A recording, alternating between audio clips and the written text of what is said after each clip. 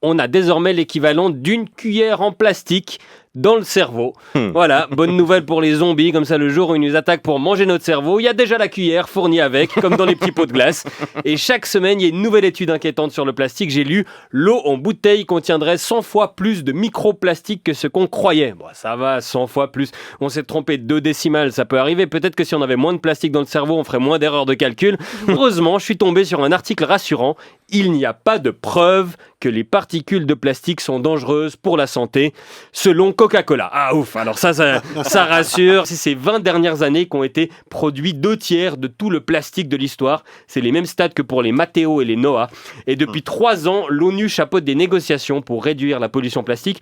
Pour l'instant, ils se sont vus en Uruguay, à Paris, à Nairobi, à Ottawa et à Busan.